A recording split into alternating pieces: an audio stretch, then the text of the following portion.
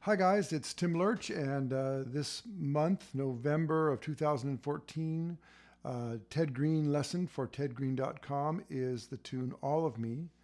I'm going to be doing 2 videos this month. This is the first one, which will be the ensemble or trio arrangement, which could be seen as a solo guitar arrangement as well if you enhance the bottom end a little bit.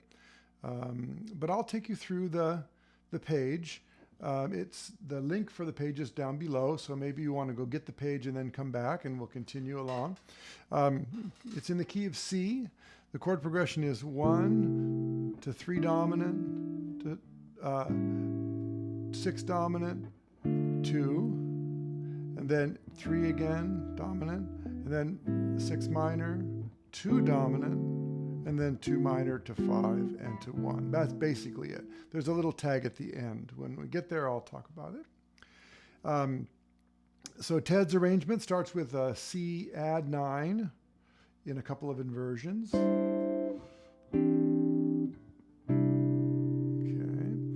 And then the melody continues to a B minor 7 and then a B7 6 or B13 as preliminary chords leading to the E7. And then it says to do a fill here. You can just do a finger refill like that for now.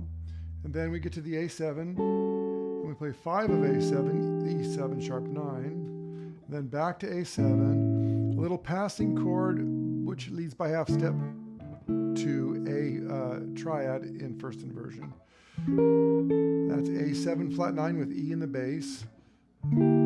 G minor with a 6 in it, so it's the optional note, and then let that bottom note ring and then change the top notes to D minor triad. Continuing on, B minor 11, this beautiful F9 to E. I like that because it's got contrary motion inside, so it's 1, 9, and flat 7, and then they fall to E7. Then a few more inversions of E7 to get the melody. And that's E7 flat 9. Then a beautiful E7 flat 9 where we have A in the bass, leading to A minor, another little fill. And then that was A minor 9, A altered. It's hard to keep that A ringing down underneath it, but that's what he wants you to do. Then here, maybe finger this D9. Oh, there we go. And then D minor. It says to do a fill there. I like doing something like this.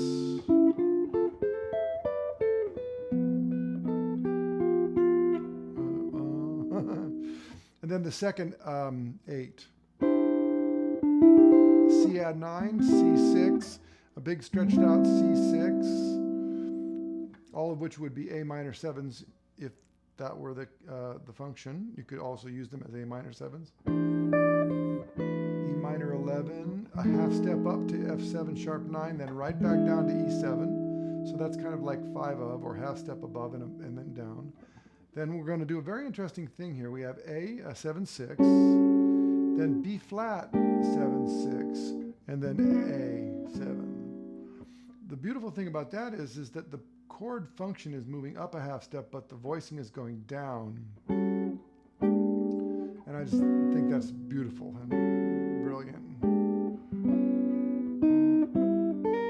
And then this beautiful D minor 9 or D minor major 7 with 11 on top. There it is. And then D minor 6. Here's the tag. It goes to the 4 chord. And then it goes to 4 minor. Careful here because the melody note stays up ringing. So that would be like this.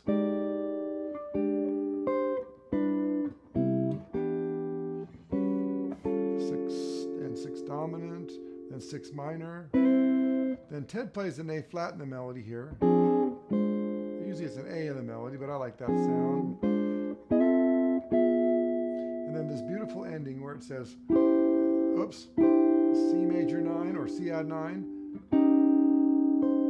And then an A flat triad with a B flat on the top. And then, oh sorry. So I'll play that again and try not to cuff it up so much.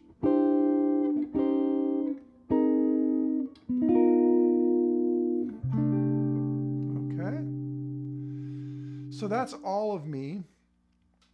My guess is that Ted wrote this with the intention of, he calls it ensemble style, so maybe the tempo is about ba-boo-dee, right there, you know, titty boom, titty boom.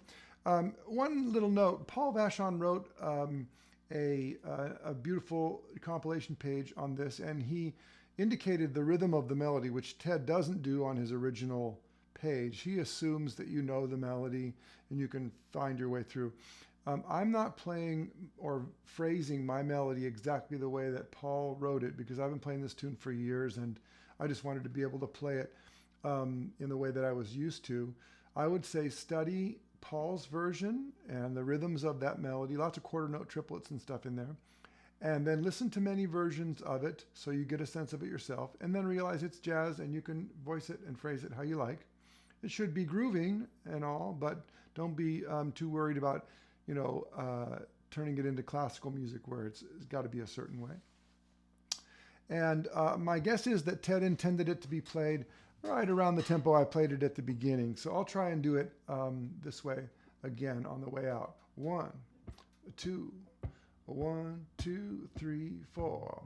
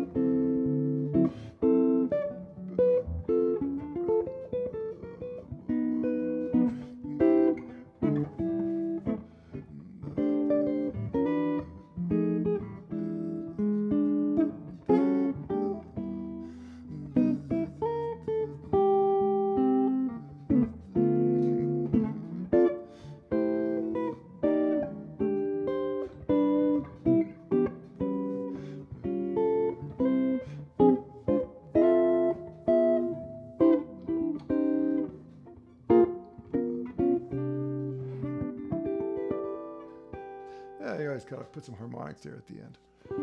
Okay, I have a little surprise for you. Hold on 1 second and I'll be right back. Oh, beautiful, beautiful. Okay, so what I'm holding in my hands is one of Ted's guitars. A wonderful man who's a lifelong friend of Ted's named William Perry. Some of you know him from the forums. William and Ted were always trading guitars back and forth, and after Ted passed away, Barbara made sure that William got a couple of important guitars that Ted loved. And this one is Regina. It's a 1960s, not sure what, middle 60s, I believe, Guild CE 100D. And Ted referred to this as his warm-up guitar. And I was informed by William that it would have high action and heavy strings because I guess Ted liked to use it to warm his hands up. So anyway, this beautiful guitar was given to me by William because he wanted to honor Ted's wish that these guitars are in the hands of people who will play them and they don't end up in a closet somewhere.